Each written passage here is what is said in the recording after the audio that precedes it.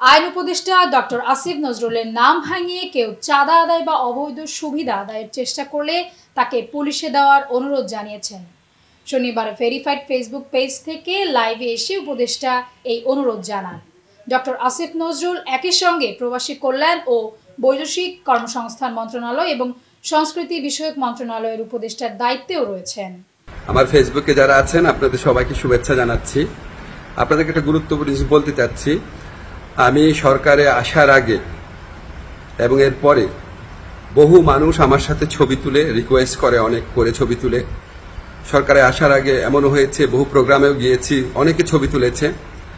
এখন আমাকে কেউ কেউ জানিয়েছে এই সমস্ত ছবি দেখিয়ে কেউ কেউ অবৈধ সুবিধা আদায়ের চেষ্টা করছেন এবং কেউ কেউ নাকি বিভিন্ন কথা বলে চাঁদা আদায়েরও চেষ্টা করছেন।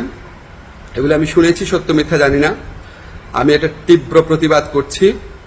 যারা এই সমস্ত কর্মকাণ্ড করছে বা করার চেষ্টা করছে, আপনারা তাদেরকে পুলিশে ধরিয়ে দিবেন। কোনো অবস্থাতেই কোনো কারণে আমার কথা বলে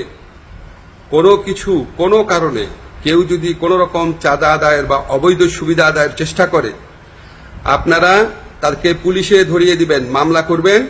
মামলার কপি আমার ফেসবুকে পাঠিয়ে দিবেন, আমার যে ফ্রেন্ডদের পেজ আছে সেখানে পাঠিয়ে দিবেন এবং অবশ্যই আমি চেষ্টা করব এটার বিরুদ্ধে ব্যবস্থা নেওয়ার জন্য। আমি বা আমার সরকারের কেউ কোনো রকম অবৈধ কাজের প্রশ্রয় দিবে না। এই সমস্ত কাজ যারা করার চেষ্টা করছেন বা করছেন তাদেরকে আমি কঠোর হুঁশিয়ারি জানাচ্ছি। বাংলাদেশের মানুষের সাথে কোনো রকম অন্যায় করবেন না, আমাদের কারো নাম ব্যবহার করবেন না, আমাদের নামে কোনো রকম চাঁদাবাজি, অবৈধ সুবিধা আদায়, কাউকে কোন রকম হুমকি দেওয়া, এইসব থেকে বিরত থাকবেন।